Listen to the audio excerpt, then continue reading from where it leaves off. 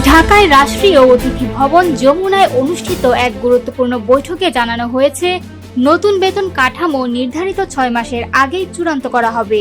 এ তথ্য জানিয়েছেন জাতীয় বেতন কমিশনের চেয়ারম্যান, সাবেক অর্থ সচিব এবং পল্লী কর্ম সহায়ক ফাউন্ডেশনের চেয়ারম্যান জাকির আহমেদ খান। রোববার বিকেলে প্রধান উপদেষ্টা প্রফেসর মোহাম্মদ ইউনূসের সঙ্গে বৈঠক করেন জাতীয় বেতন কমিশনের প্রতিনিধি দল।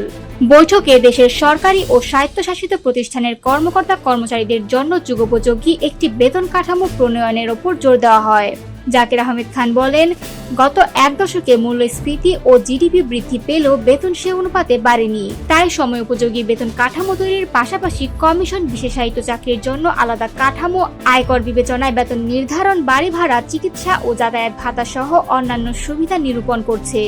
একই সঙ্গে মূল্যস্ফীতির সঙ্গে বেতন সমন্বয়, যৌক্তিক পেনশন ব্যবস্থা ও অবসর সুবিধা নিশ্চিত করার দিকেও মনোযোগ দিচ্ছে কমিশন। তিনি আরও জানান, বেতন কাঠামোতে টেলিফোন, গাড়ি ও মোবাইল সংক্রান্ত আর্থিক সুবিধা এবং নগদ ও রেশন সুবিধার যৌক্তিকীকরণ করা হবে।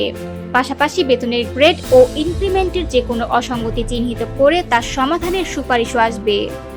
প্রধান উপদেষ্টা প্রফেসর মোহাম্মদ ইউনূস বৈঠকে কমিশনকে নির্দেশ দেন একটি বাস্তবসম্মত ও যৌক্তিক বেতন কাঠামো চূড়ান্ত করতে।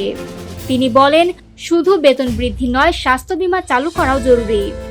অনেক সময় দেখা যায় একটি অসুখে পরিবার আর্থিকভাবে ভেঙে পড়ে, অথচ ইন্স্যুরেন্স থাকলে তা পরিবারকে সুরক্ষা দেয়। প্রতিবেশী দেশগুলোর কিছু মডেলও এখানে অনুসরণ করা যেতে পারে বলে মন্তব্য করেন তিনি। উল্লেখ্য, এক দশক পর গঠিত জাতীয় বেতন কমিশন সরকারি, আধা সরকারি, স্বায়ত্তশাসিত প্রতিষ্ঠান, রাষ্ট্রায়ত্ত ব্যাংক, আর্থিক প্রতিষ্ঠান, মঞ্জুরিপ্রাপ্ত বিশ্ববিদ্যালয় এবং রাষ্ট্রায়ত্ত শিল্প প্রতিষ্ঠানের কর্মকর্তা কর্মচারীদের বেতন, ভাতা ও অন্যান্য সুবিধা পর্যালোচনা করে চূড়ান্ত সুপারিশ দেবে। বৈঠকে আরও উপস্থিত ছিলেন অর্থ উপদেষ্টা ডক্টর সালেহউদ্দিন আহমেদ, প্রধান উপদেষ্টার মুখ্য সচিব সিরাজউদ্দিন মিয়া এবং জনপ্রশাসন মন্ত্রণালয়ের সিনিয়র সচিব মুখলেসুর রহমান।